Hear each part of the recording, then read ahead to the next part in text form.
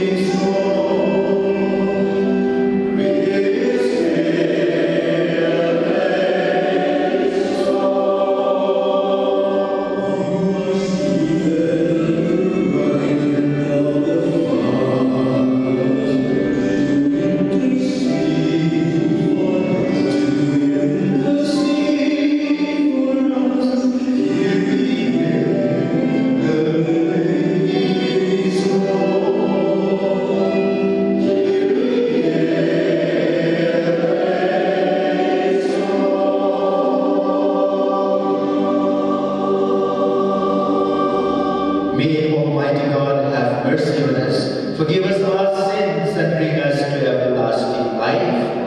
Amen. The Gloria.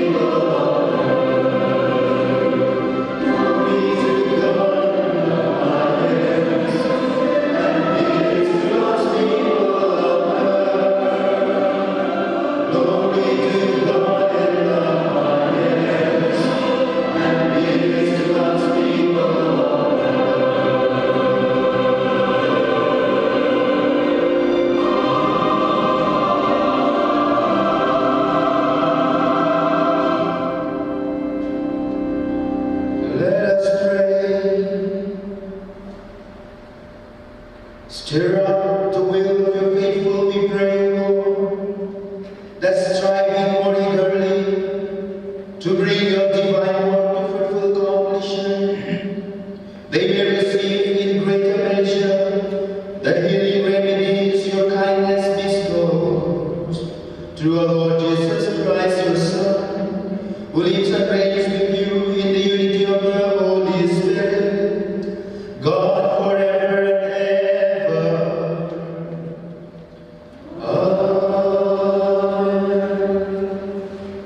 Seated for the first reading.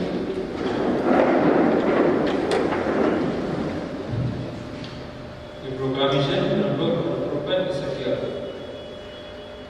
Thus says the Lord God, I myself will look after and tend my sheep, as a shepherd tends his flock when he finds himself among his scattered sheep, so will I tend my sheep. I will rescue them from every place where they were scattered when it was cloudy and dark. I myself will pasture my sheep, I myself will give them rest, says the Lord God. The lost will seek out, the stray I will bring back. The injured will bind up, the sick I will heal, but the sleep and the strong I will destroy, shepherding me them rightly. As for you, my shepherd, says the Lord God, I will judge between one sheep and another, between rams and goats. The word of the Lord. Thanks be to God. Responsory Psalm. Let your response be, the Lord is my shepherd, there is nothing I shall want. The Lord is my shepherd, there is nothing I shall want. The Lord is my shepherd, I shall not want. In green pastures he gives me repose.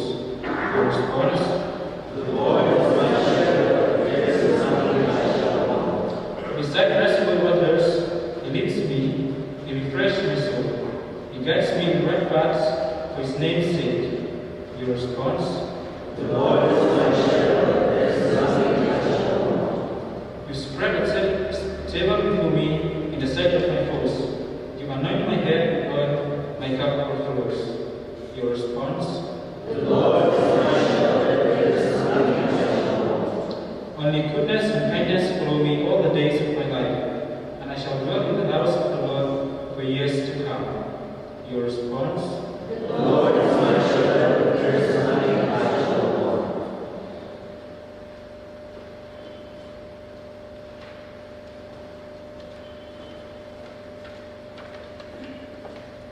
The second reading, a proclamation from the first letter of Paul to the Corinthians. Brothers and sisters, Christ has raised from the dead, the first fruit of those who have fallen asleep. For since death came through man, the resurrection of the dead came also through man. But just as in Adam all die, so too in Christ shall all be brought to life. But each one in proper order. Christ the first fruit, then at his coming, those who belong to Christ. Then comes the end, when their hands over the kingdom of his God and Father, then he has destroyed every sovereignty and every authority and power. For he must reign until he has put all his enemies under his feet. The last enemy to be destroyed is death. When everything is subjected to him, then the Son himself will also be subjected to the one who subjects everything to him, so that God may all be in all. The word of the Lord. Thanks be to God. Please rise for the gospel proclamation.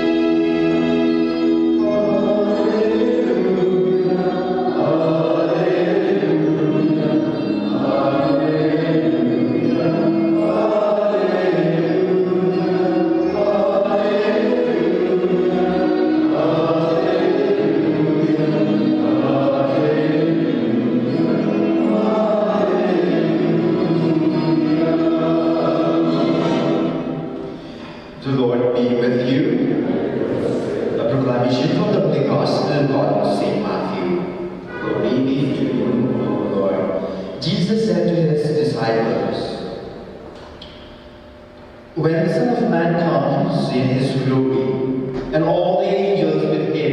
He will sit upon his glorious throne, and all the nations will be assembled before him.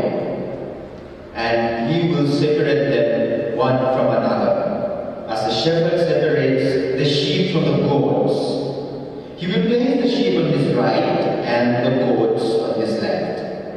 Then the king will say to those on his right, "Come, you who are blessed by my Father, inherit the kingdom prepared for you from the foundation of the world. For I was hungry and you gave me food, I was thirsty and you gave me drink, a stranger and you welcomed me, naked and you clothed me, ill and you cared for me, in prison and you visited me." Then the righteous will answer him and say, "Lord, when did we see you hungry and feed you, or thirsty and give you drink? When did we see you a stranger and we welcome you, or naked and clothe you?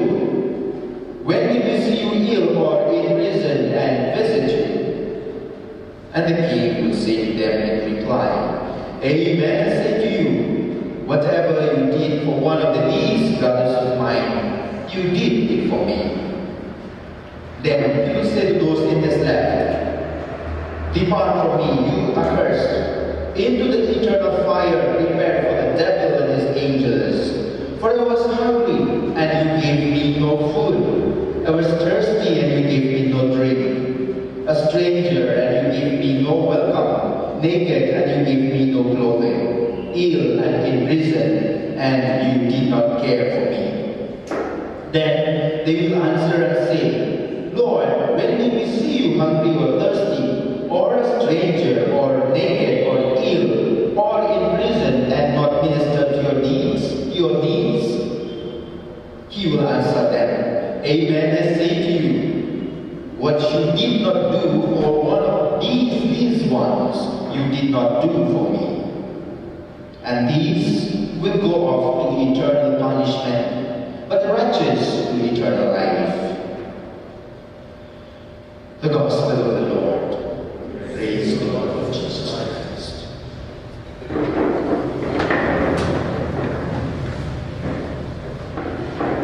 So at the end of this beautiful liturgical year, we are reminded with today's reading that God is our King, Christ is our King. And the reading that we read, especially from the Gospel, it sounds really frightening.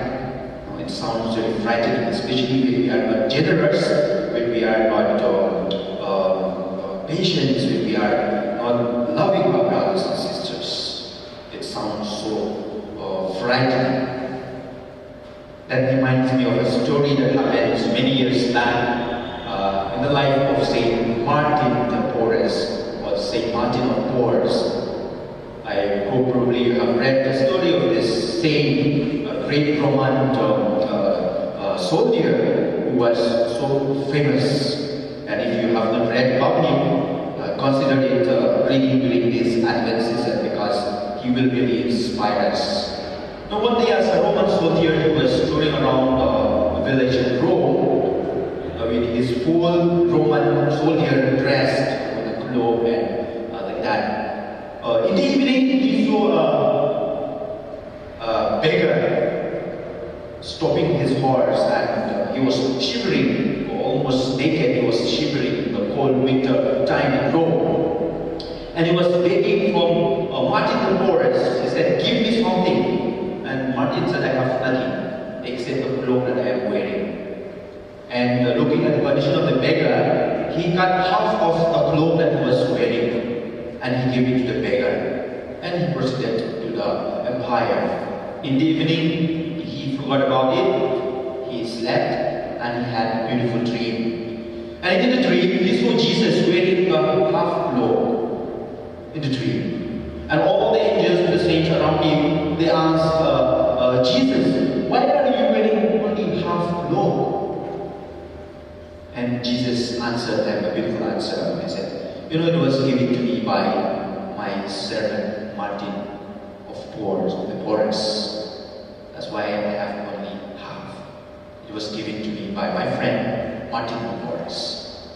It was a vision, it was a dream that he had. And probably it is such a beautiful dream. That's why when we learn the generosity, which without calculation helps men in the simplest things, we too will know the joy of helping Jesus Christ Himself. This is beautiful words that are spoken by this great saint, Saint Martin of Porres. We, as I said in the beginning, we conclude today's liturgy, the church's liturgical year, with this great feast, the feast of Christ the King. Although Christ has always been recognized by the Catholic Church as the King of Kings, the Prince of Peace, the Lord of Lords. But this feast of Christ the King was actually, it received the official recognition in the celebration of the Mass only in the year 1925 by King Pius XI. Before that, this feast was actually celebrated in the month of October. But then since 1925, as I said, and after the Vatican Council II, it was shifted to the last Sunday of the liturgical year to culminate or to bring in conclusion all the things that we have done for 1 year and to give honor and praise to the King. So therefore, during this short reflection that I will be sharing with you, I would like to deal in 3 points. Basically, we ask the question, what does Jesus as King means? What is the meaning of Jesus as our King? And I will base my reflection on the Gospel that we have read today. The first reading, of course, of the book of Ezekiel is so beautiful about a shepherd who leads his flock to green pasture. Basically, that's what God is doing with us. And the second reading from the first letter to the Corinthians, you see how St. Paul exhorts all the Christians to be obedient like the shepherds, like the sheep. Okay, so let us reflect on the Gospel itself, which, as I said, the meaning of Christ the King is found in that parable that Jesus Himself told us. When we ask, what does Jesus as King means? First of all, He is a judge. I'm not sure if you can read that. First, He is a judge. And today's Gospel speaks about the final judgment when Christ the King will appear, will separate according to our needs. We said the sheep and the goats, we heard in the Gospel. There will clearly be a judgment for all at the end of time. God will not take into account our knowledge, our degree, our fame, our influence, our wealth, our possessions, or even the number of prayers that we have recited, and the accuracy of our following the external regulations, but the concrete gestures of our charity to our brothers who are, and to our sisters who are in need. This is what God will count. This is what Christ the King will count. Not our degree. Some people have got so many degrees, so many PhDs, but they have no PhD in loving brothers and sisters. God will not judge them in the external degrees, but in the degrees are concrete gestures of charity towards our brothers and sisters. I hope all of us will be right and find ourselves on the right side, like we heard in today's Gospel, because whatever we did to the needs of our brethren, we did it to Christ. Nobody will escape the judgment of the King who knows everything and who knows everyone. I read the story of in the internet of one prophetic author, a very famous author who has written several thousands and thousands of books. So when she died, on the way to heaven, she was carrying all the books that she wrote, plenty of them. And she was boasting because she was thinking to herself, when I meet St. Peter, I will tell him this is my first book, this is the second book, this is about God, this is about Jesus, blah blah blah blah like that, and probably St. Peter will be so taken up with my books and will allow me to go to heaven. And so she was carrying all the books on the way to heaven, before meeting St. Peter. And ahead of her, she saw another old lady carrying a few books. And so she tapped her shoulder and said, hello, you are also an carrying books to prove yourself before St. Peter. And the old lady said, no, actually I don't know how to read and write. And the writer, the author, was shocked. She asked her, then what is the reason you are carrying these books with you? For what? See, I am a great author and I have written so many books. You look at my books in the back. I have so many. And you said you don't know how to read and write. What is the point in you carrying these books? For what? The lady said, it's true I don't know how to read and write. But all this while when I was living on the earth, I took care of the sick, the needy, the orphans, the street children. And whoever comes to my tent, I don't even live in a house, I live in a tent. All those who come in my house, since I don't know how to write the names, they themselves do the name. And so I have few of the names here in these 5-6 copy books that I have. And so she opened and she wrote all the names of the people that she has had. And she told the lady, and those people told me that when I go to heaven, these names are important because St. Peter will look at these names and they will know how many people you have helped. And it seems that author got stroke again and died for the second time because she was only carrying books. She has written books, but she has not touched the lives of her brothers and sisters. Whereas this lady, this old auntie, has not written any book, but in her copy book she has helped thousands and thousands of people. And I think that is what is required from each one of us.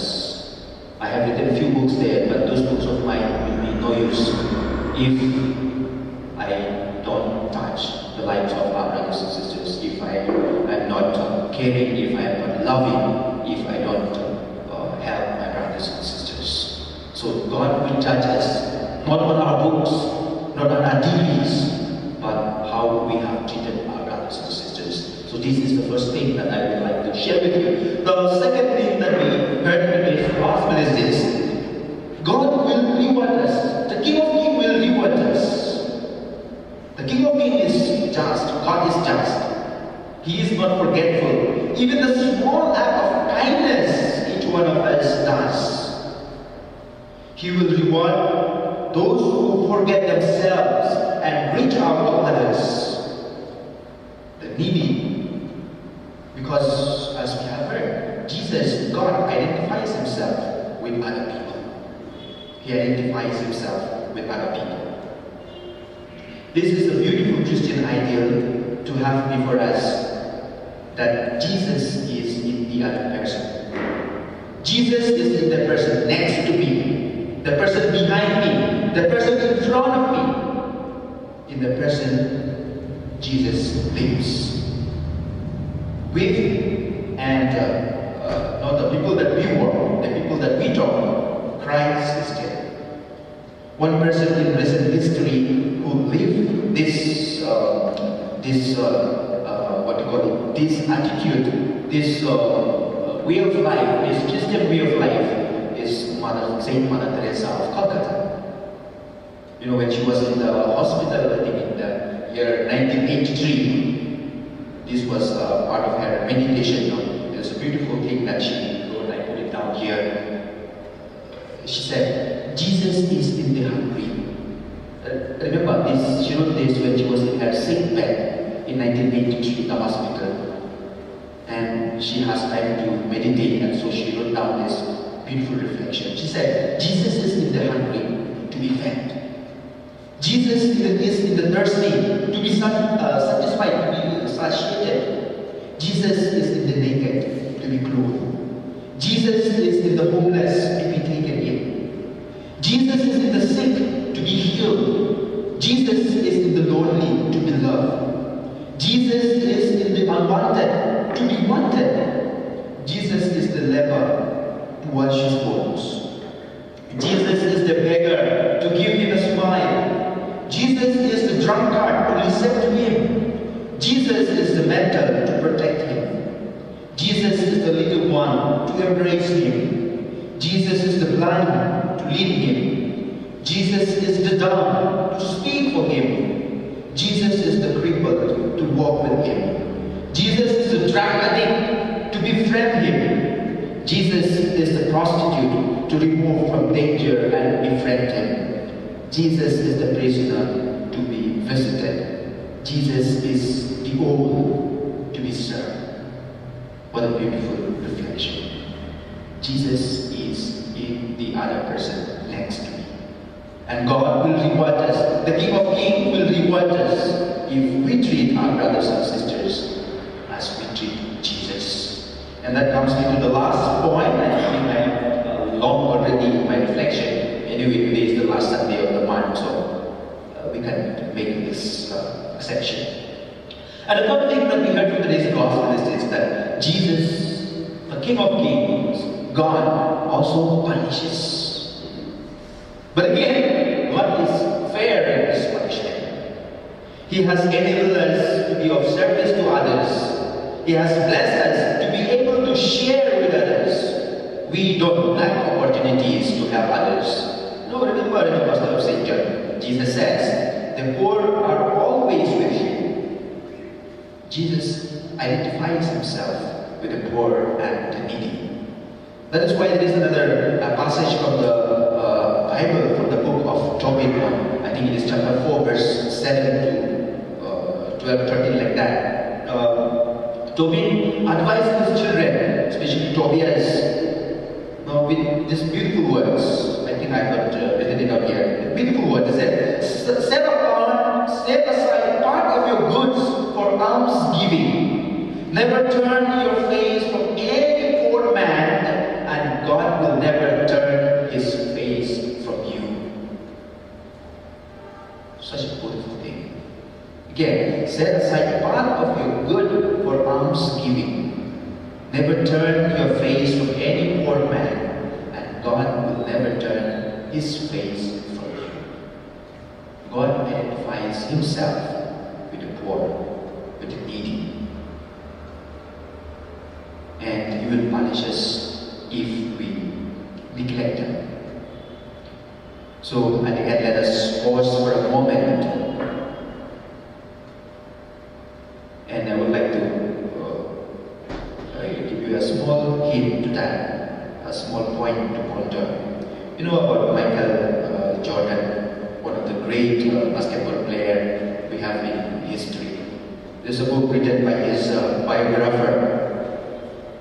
One day he narrated about Michael Jordan after the basketball matches or after even practice in Chicago. Michael Jordan will always go to the parking lot where they park their vehicle, and he would talk with young people there, boys and girls, who admired Michael Jordan as a basketball player, and he would spend a lot of time there. So his biographer asked him, "Hey, what the hell are you doing with this kid? What is the point? What is the use in talking with them? What benefit will they get? Why do you spend so much time talking to them?" Michael Jordan replied like this: "Talking with them takes a little effort on my part. Spending time with them, it takes only a little effort on my part. But it means so much for them. It means so much for them. Our little acts of kindness to others means so much to God. So therefore, practice random kindness and senseless acts of beauty, and the King of Kings will be happy with this."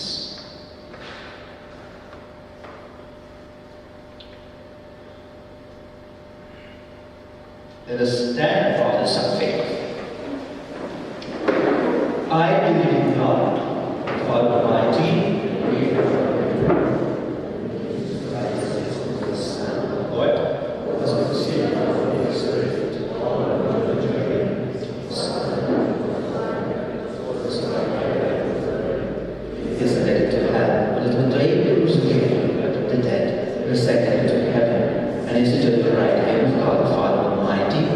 from there he will come to judge the living and the dead. I believe in the Holy Spirit, the Holy Catholic Church, the communion of saints, the forgiveness of sins, the resurrection of the body, and life everlasting. Amen. The prayer of the faithful.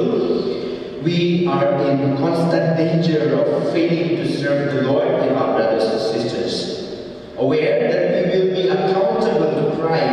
for the way we treat our neighbor. Let us pray together, saying, Christ our King, hear our prayer. Christ our King, hear our prayer. For the believers, may they take seriously the last judgment and impregnation of incarnation. Let us pray to the Lord. Christ our King, hear our prayer. For the Holy Father and all other spiritual leaders, may their example of humble service to the needy and readily followed by all peoples of God. Let us pray to the Lord. Christ our King, hear our prayer. For teachers, doctors, nurses, and social workers, may they render the service to the students, the sick, and the poor in spiritual faith. Let us pray to the Lord. Christ our King, hear our prayer. For the poor, oppressed, and afflicted, may they experience the love and care of God through the charity and solidarity of the veteran. Let us pray to the Lord. Christ our King, hear our prayer. For all those who have participated in the observance of the years of ecumenism, interreligious dialogues, and of the indigenous people, may they receive abundant reward. Let us pray to the Lord. Christ our King, hear our prayer. For all of us on the day of the last judgment, may we hear Christ's invitation to enter the kingdom of the Father.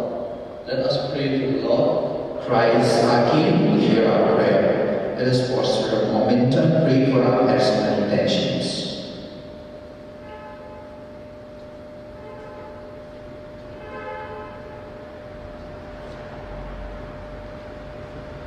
Lord Jesus, we have often failed to love and serve you in our neighbor. Forgive the faults of the past and grant us grace to be at all times signs and instruments of your love for all. You who live and reign forever and ever. Amen. Let's be seated for the offering.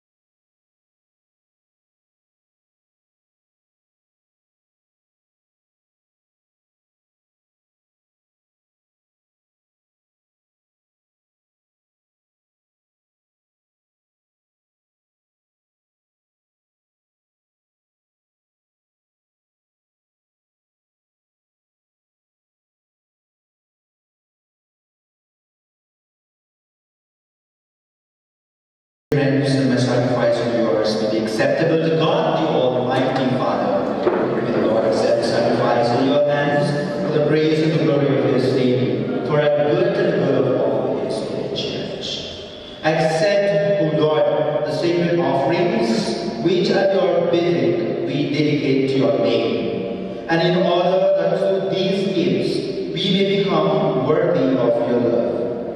Grant us unfailing obedience to your commands. We ask this through Christ our Lord. The Lord be with you. Lift up your hearts. Let us give thanks to the Lord our God. It's right and just. It is truly right and just our duty in our salvation, always and everywhere to give you thanks, Lord, Holy Father, Almighty and eternal God. For in goodness you created man, and when he was justly condemned, in mercy you redeemed him through Jesus Christ our Lord. Through him the angels praise your majesty, dominions, others, and the powers trembled before you. Heaven and the virtues of heaven and the blessed seraphim worship together with exaltation. May our voices, we pray, join with theirs in humble praise as with one voice we acclaim.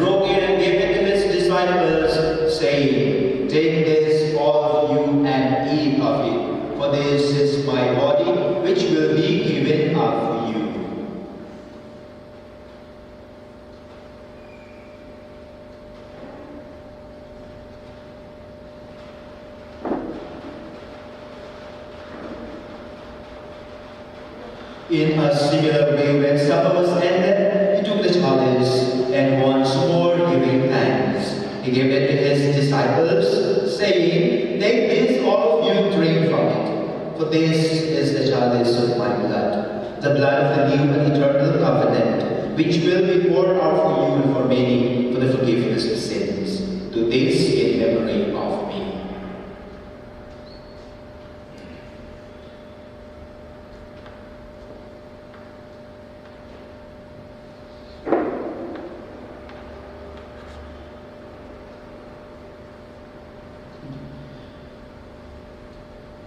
The mystery of faith.